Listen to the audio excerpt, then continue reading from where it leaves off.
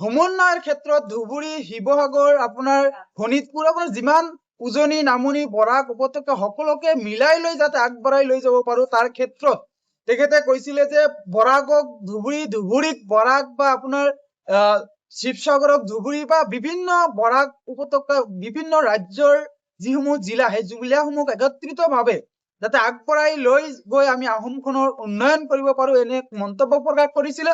আৰু মন্তব্যটোত হয়তো আমি মানি লৈছো যে মন্তব্যটোৰ বাক্য উচ্চাৰণত হয়তো কিবা ত্ৰুটি হৈছিলে, যাৰ কাৰণে সাম্প্ৰদায়িক বিজেপি চৰকাৰখনে যেনেধৰণে তুচ্ছ তাচ্ছিল্য কৰিছিলে ঠিক একে সময়তে কিন্তু সাম্প্ৰদায়িকতাৰ সুযোগ প্ৰদান কৰি বিভিন্ন সময়ত যেনেধৰণে আমাৰ কংগ্ৰেছ দলে আপোনাক তুচ্ছ তাচ্ছিল্য কৰি আহিছিলে ঠিক একে সময়তে কিন্তু আমাৰ ৰেজাউল কৰিম চৰকাৰ ডাঙৰীয়াকো তুচ্ছ তাচ্ছিল্য কৰা পৰিলক্ষিত হৈছে।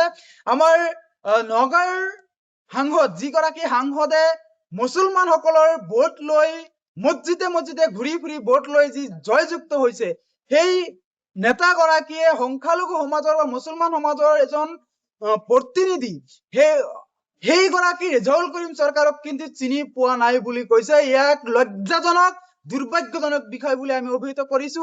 আৰু এটা বিষয় যে আমাৰ বিৰোধী দলপতি দেৱব্ৰত শইকীয়াই আপোনাৰ ৰেজাউল কৰিম ডাঙৰীয়াক চিনি নাপায়। ইয়াতকৈ আৰু অপমানসূচক মন্তব্য হবলৈ নাপায়।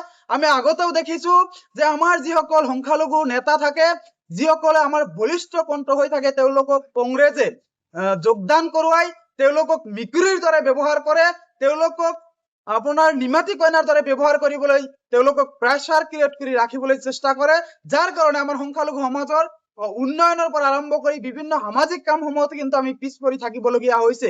আৰু এইবেলিও আমাৰ বলিষ্ঠ কণ্ঠ হিচাপে সেইদিনালৈকে আমচুত কাম কৰি অহা ৰেজাউল কৰিম চৰকাৰক তেওঁলোকে বিভিন্ন কথাৰে প্ৰতিশ্ৰুতি দি তেওঁলোকে যেনেধৰণে যোগদান কৰোৱাই তেখেতক আপোনাৰ অপমানসূচক মন্তব্য কৰি বাধ্য কৰোৱালে ক্ষমা খুজুৱাবলৈ তেখেতক দলত যোগদান কৰাই পেলাই তেখেতক যেনেধৰণে অপমান কৰা হৈছে। গতিকে আমাৰ কথাটো হৈছে আমি নামনি অসম সংখ্যালঘু সংগ্ৰাম পৰিষদে স্পষ্টকৈ কৈছো যে কংগ্ৰেছত আমাৰ সংখ্যালঘু অঞ্চলত বা মুছলিম অঞ্চলত তেখেতসকলক নিষেধাজ্ঞা কৰা হব আৰু নামনি অসম সংখ্যালঘু সংগ্ৰাম পৰিষদে নামনি অসমৰ সংখ্যালঘু অঞ্চলসমূহত এই কংগ্ৰেছক নিষেধাজ্ঞা কৰিবলৈ আমি কণ্ঠাবোধ নকৰো। বিশেষ ধৰণে কেইজনমান নেতা আপোনাৰ বৰদুত বৰদলৈ আৰু আপোনাৰ দেৱব্ৰত শইকীয়াক কিন্তু সংখ্যালঘু অঞ্চলত কলা পতাকা আৰু তেওঁলোকে যদি ভোট বিচাৰি আচলতে সংখ্যালঘু অঞ্চলত আহে বা গৌৰৱ গগৈ ডাঙৰীয়াও যদি আহে তেওঁলোকৰ কথা কিন্তু বিষম হব। কাৰণ আমালোকৰ যিসমূহ অঞ্চলৰ উন্নয়নৰ পৰা আৰম্ভ কৰি সেইসমূহ অঞ্চলত উন্নয়ন কৰা হোৱা নাই। কংগ্ৰেছৰ ভুলৰ কাৰণে আজি আমাৰ সংখ্যালঘু মানুহখিনি উচ্ছেদ হবলগীয়া হল, বিভিন্ন সময়ত কিন্তু জমৰ যন্ত্ৰণাত ভুগিবলগীয়া হল। গতিকে আমাৰ কথা অতি স্পষ্ট, কংগ্ৰেছে যাতে ৰাজহুৱাভাৱে মুছলমান সমাজৰ ওচৰত যাতে ক্ষমা খোজে, নহলে কিন্তু কংগ্ৰেছক নামনি অসমৰ সংখ্যালঘু অঞ্চলসমূহত কিন্তু সোমাবলৈ দিয়া নহব আৰু ৰকিবুল হুছেইন ডাঙৰীয়াকো কিন্তু আমাৰ ধুবুৰীলৈ আহিবলৈ দিয়া নহব। গতিকে আমি স্পষ্টকৈ কৈছো যে ধুবুৰীত ৰকিবুল হুছেইন আপোনাৰ বৰদুত বৰদলৈ আপোনাৰ দেৱব্ৰত শইকীয়া আৰু গৌৰৱ গগৈক নিষিদ্ধ কৰা হৈছে। গতিকে তেওঁলোকে যেতিয়ালৈকে ক্ষমা নোখোজে সংখ্যালঘু অঞ্চলৰ তেওঁলোকক সোমাবলৈ দিয়া নহব। নগাঁৱৰ সাংসদ যিগৰাকী সাংসদে মুছলমান সকলৰ ভোট লৈ মছজিদে মছজিদে ঘূৰি ফুৰি ভোট লৈ যি জয়যুক্ত হৈছে সেই নেতাগৰাকীয়ে সংখ্যালঘু সমাজৰ বা মুছলমান সমাজৰ এজন প্ৰতিনিধি সেইগৰাকী ৰেজাউল কৰিম চৰকাৰক কিন্তু চিনি পোৱা নাই বুলি কৈছে। ইয়াক লজ্জাজনক দুৰ্ভাগ্যজনক বিষয় বুলি আমি অভিহিত কৰিছো। আৰু এটা বিষয় যে আমাৰ বিৰোধী দলপতি দেৱব্ৰত শইকীয়াই আপোনাৰ ৰেজাউল কৰিম ডাঙৰীয়াক চিনি নাপায়।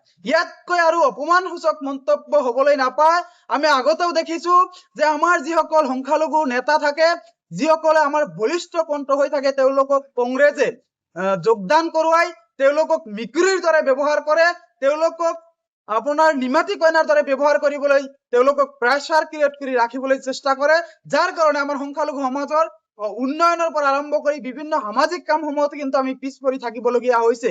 আৰু এইবেলিও আমাৰ বলিষ্ঠ কণ্ঠ হিচাপে সেইদিনালৈকে আমচুত কাম কৰি অহা ৰেজাউল কৰিম চৰকাৰক তেওঁলোকে বিভিন্ন কথাৰে প্ৰতিশ্ৰুতি দি তেওঁলোকে যেনেধৰণে যোগদান কৰোৱাই তেখেতক আপোনাৰ অপমানসূচক মন্তব্য কৰি বাধ্য কৰোৱালে ক্ষমা খুজুৱাবলৈ তেখেতক দলত যোগদান কৰাই পেলাই তেখেতক যেনেধৰণে অপমান কৰা হৈছে।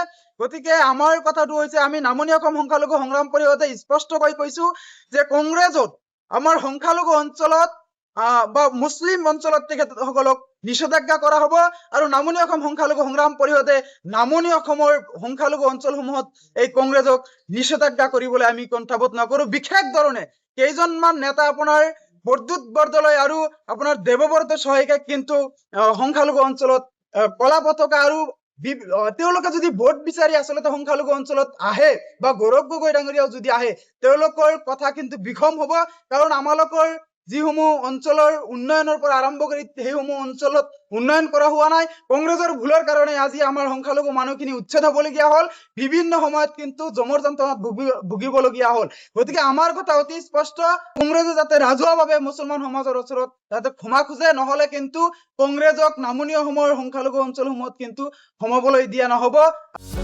যিকোনো খবৰৰ বাবে যোগাযোগ কৰক আমাৰ এই নম্বৰত 9181 307 221।